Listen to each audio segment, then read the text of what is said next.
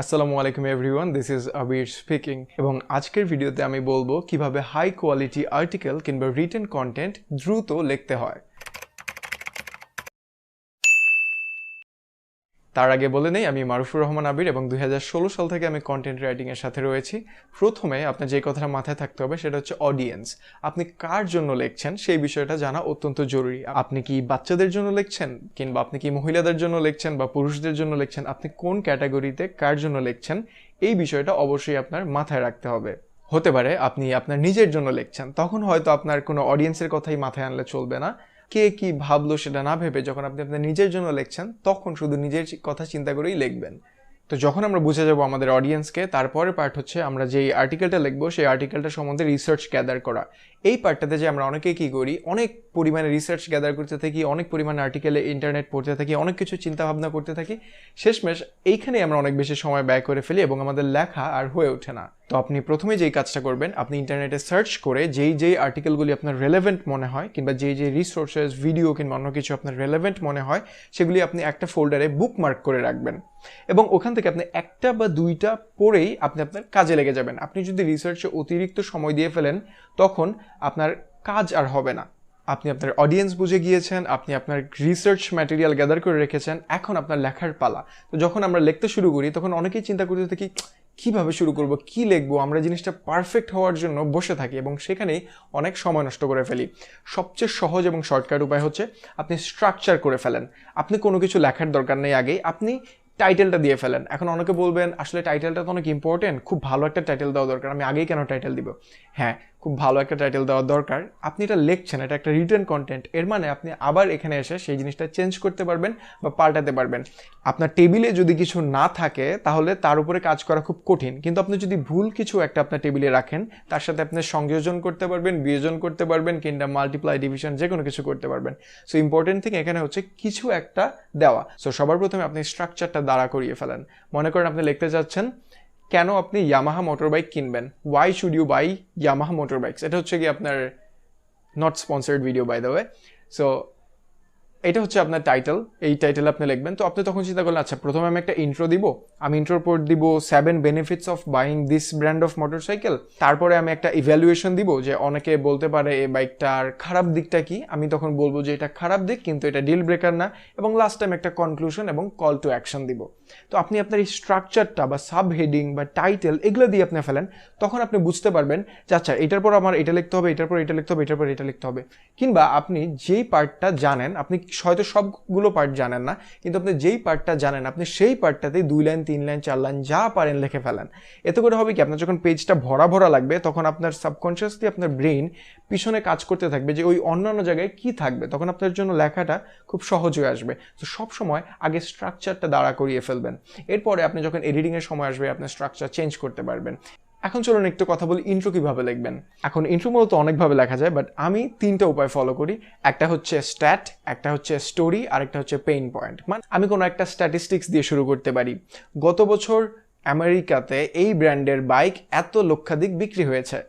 মানুষ স্ট্যাটিস্টিক্স কিংবা নাম্বারের দিকে অ্যাটেনশনটা সবসময় বেশি দেয়, তাই আপনি কোনো একটা স্ট্যাটিস্টিক্স দিয়ে শুরু করতে পারেন, কিংবা আপনি কোনো একটা গল্প দিয়ে শুরু করতে পারেন। যেমন আপনি বলতে পারেন ছোটবেলায় যখন আমি প্রথম বাইক চালানো শিখি তখন আমার বাবা আমাকে শিখেছিল, হ্যান ত্যান হাবিজাবি, সুন্দর একটা গল্প দিয়ে শুরু করতে পারেন, কারণ মানুষ গল্প শুনতে পছন্দ করে। এরপর আপনি যেটা করতে পারেন, আপনার পেইন পয়েন্ট দিয়ে শুরু করতে পারেন। যেমন আপনার কাস্টমার, যে আপনি যদি আপনার কাস্টমারকে বুঝতে পারেন, তার পেইন পয়েন্টগুলি বুঝতে পারেন, তাহলে তার পেইন পয়েন্টগুলি মেনশন করে তাকে আপনি সহজে আকৃষ্ট করতে পারবেন। যেমন আপনি বলতে পারেন, আপনি যদি বাইক নিয়ে একটা আর্টিকেল লেখেন, আপনি বলতে পারেন আপনি নিশ্চয়ই চান আপনার কষ্টার্জিত টাকা সঠিকভাবে ব্যয় হোক। আপনি হয়তো একটা ভুলভাল জিনিস কিনে আপনার টাকা নষ্ট করতে চান না, তাই না? এই আর্টিকেলটা আপনার জন্যই, যাতে আপনার বিনিয়োগ সঠিক হয়। সো আপনি এরকম কিছু একটা হুকিং দিয়ে তার একটা পেইন পয়েন্টে টার্গেট করে একটা ইন্ট্রো শুরু করতে পারেন। আপনার যখন স্ট্রাকচারটা শেষ হয়ে যাবে, তারপর যখন আপনি এটাকে এডিট করবেন, তখন আপনার যে ওই যে রিসোর্সেসগুলি ছিল সেই রিসোর্সেসগুলোতে গিয়ে আপনি একটু ঘেটে ঘেটে আরেকটু ইনফরমেশন বের করে এখন আপনার এই আর্টিকেলটাকে আরেকটু আস্তে আস্তে ইমপ্রুভ করতে পারেন। আপনি এখানে কিছু হিউমর অ্যাড করতে পারেন, আপনি কিছু স্ট্যাটিস্টিক্স অ্যাড করতে পারেন। এতে আপনার আর্টিকেলটা আরও ক্রেডিবল হবে, আরও ন্যাচারাল বা আরও মানসম্মত হবে, এবং একই সাথে এডিটিংয়ের সময় আপনার যত অবাঞ্ছিত শব্দ বা যেই লাইনগুলো আপনার মনে হয় প্রয়োজন নেই বা শুধু শুধু ফিলার কন্টেন্ট হিসাবে রয়েছে সেগুলোকে অবশ্যই বাদ দিয়ে দিবেন। আপনি যত ভালো কন্টেন্টই লেখেন না কেন, আপনি যদি সেটা সুন্দরভাবে উপস্থাপন করতে না পারেন, কেউই সেটা পড়বে না, খুব সহজেই স্কিপ করে যাবে। তাই মনে রাখবেন, সবার আগে মানুষ দেখে একটা জিনিস কীভাবে প্রেজেন্ট করা হয়েছে, তারপরে সেই জিনিসটা পড়ে। আপনি খুব কষ্ট করে লিখলেন কিন্তু সুন্দরভাবে প্রেজেন্ট করতে পারলেন না, তাহলে কোনো লাভ নেই। অবশ্যই চেষ্টা করবেন খুব সিম্পল ওয়েতে, শর্ট করে ছোট সেন্টেন্স ইউজ করতে এবং প্যারা করে জিনিসটাকে সাজিয়ে দিতে, এবং যদি পারেন অবশ্যই সুন্দর গ্রাফিক্স, যাতে আপনার আর্টিকেলটা, ব্লগ পোস্টটা বা যাই লেখেন সেটা দেখতে সুন্দর লাগে এবং খুব সহজে মানুষ পড়তে পারে।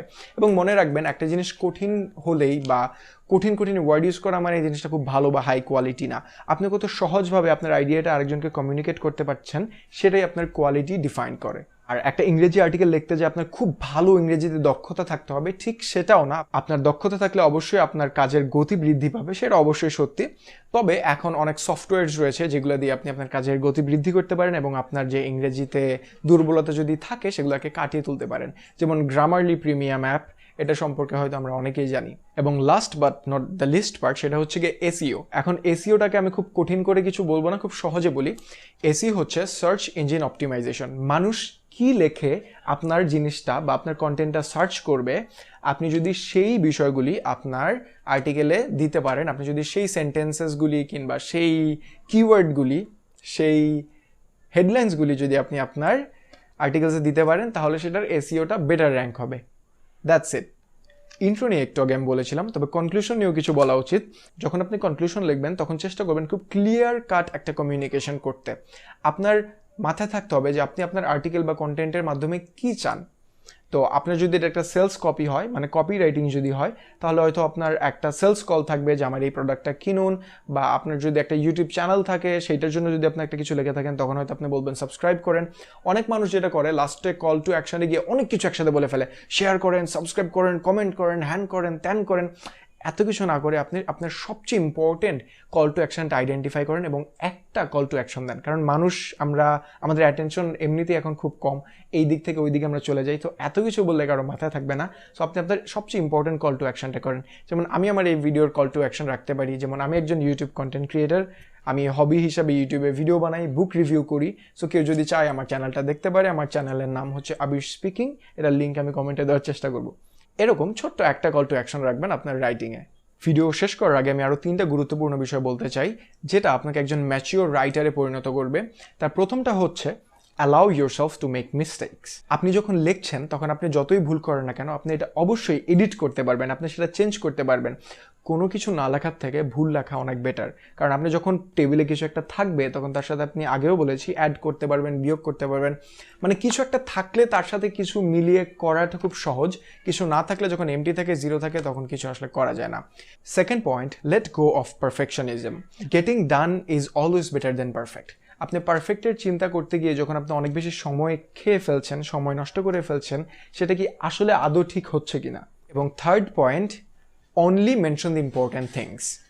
এর মানে আপনি যখন কোনো কিছু একটা লিখতে যাবেন, বলতে যাবেন, তার অনেক ডিফারেন্ট পারসেপশন হয়। আপনি সব কিছু আপনি একটা জায়গায় দিতে পারবেন না। আপনার হয়তো মনে হবে একটা জিনিস করে ফেলার পরে, ও মাই গড, আমি তো ওটা বলতে পারতাম, ওইটা করতে পারতাম, সেটা করতে পারতাম।